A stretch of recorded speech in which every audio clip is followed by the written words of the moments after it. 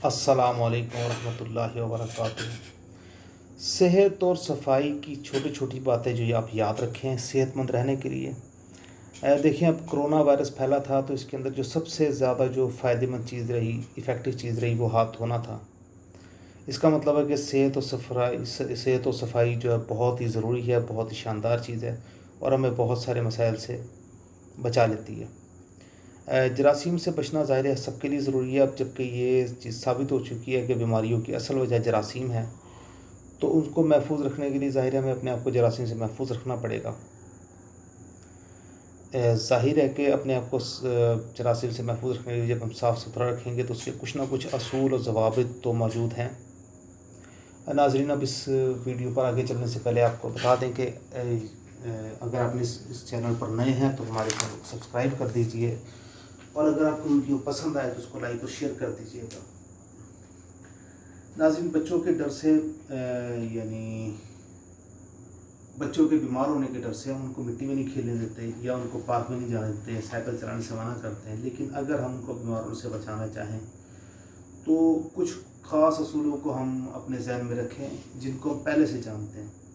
इनमें से कोई बहुत ज़्यादा नई बात नहीं है, लेकिन ये याद दहानी के लिए और इस बात के लिए कि हम उसके ऊपर फोकस हो जाएं। इन हाइजीन की जो बेसिक कंडीशंस हैं इनको हम याद रखें और सेहतमंद ज़िंदगी गुजारें।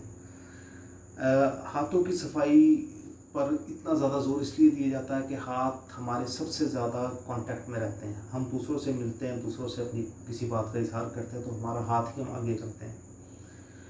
एक रिसर्च की गई, उसके मुताबिक 71% जरासीम एक शख्स से दूसरे शख्स में जो मुंतकिल होते हैं वो हाथ मिलाने से होते हैं। तो इस बात को ध्यान में रखें कि हम हाथ को बार बार धोएं, कम से कम घर आने से के बाद तो कम से कम एक मरतबा हाथ धोएं। इसी तरह बहैसियत माँ बच्चों को दूध पिलाने से कबल, खाना पकाने और खिलाने से पहले हर मरतबा वॉशरूम इस्तेमाल करने के बाद हाथ ज़रूर धोएं। हाथ कब कब धोना चाहिए? हाथ हमेशा धोने चाहिए। हाथ बिलखसूस वॉशरूम इस्तेमाल करने के बाद, खांसने या नाक साफ करने के बाद, पालतू जानवरों से खेलने के बाद, डस्टबिन या झाड़ू को हाथ लगाने के बाद, पार्क से वापस आकर खिलौनों से खेलने के बाद, पौधों की काट छाँट के बाद, जब घर का कोई फ़र्द बीमार हो तो दिन में जितनी मरतबा इसके पास बैठें हर मरतबा ज़रूर हाथ धोएं। हाथ धोने का जो सबसे अच्छा तरीका नाज़िर वो ये कि बहते हुए पानी में पहले हाथों को गीला करें, फिर उस पर साबुन लगाएं, उसको कम से कम 20 सेकंड के लिए अच्छी तरह मल के अपने हाथों को धो लें। नाज़रीन, मैं अभी हमने एक पोस्ट में जिक्र किया था कि हमारी स्किन नाज़रीन बहुत ही इफ़ेक्टिव चीज़ है जो हमें तहफ़्फ़ुज़ भी फराहम करती है, लेकिन ये जरासीमों की आमाज पाती है, जरासीमों को बुलाने का एक ज़रिया भी है। स्किन के लेक्चर में हमने ज़िम्नन एक बात की थी कि जो मच्छर होते हैं वो हमारे मीठे खून की तरफ नहीं आते हैं, बल्कि हमारी स्किन पर मौजूद पसीने की खुशबू के ऊपर आते हैं।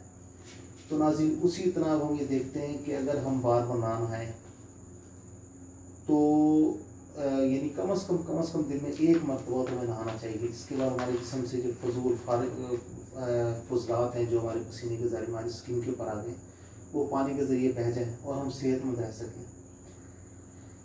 तहकीक से बात साबित हो चुकी है कि जरासीम मच्छर जो हमारे जिस्म की तरफ अट्रैक्ट होते हैं वो हमारे पसीने की खुशबू की वजह से होते हैं। गर्मियों में अगर आप 2 दफ़ा भी नहा सकें तो बहुत अच्छा है। अमूमन छोटे बच्चों को खाना खिलाने के बाद भी ब्रश करने की आदत नहीं होती, इसके बाद जरासीम दांतों पर हमला आवर होते हैं। जब जरासीम दांतों पर हमला आवर होंगे तो ज़ाहिर है गले पर भी असर करेंगे, उसके बाद ज़ाहिर पूरा का पूरा जिस्म बीमार हो जाएगा। तो कोशिश करें कि छोटे बच्चों को टूथपेस्ट से ब्रश करने की आदत डालें।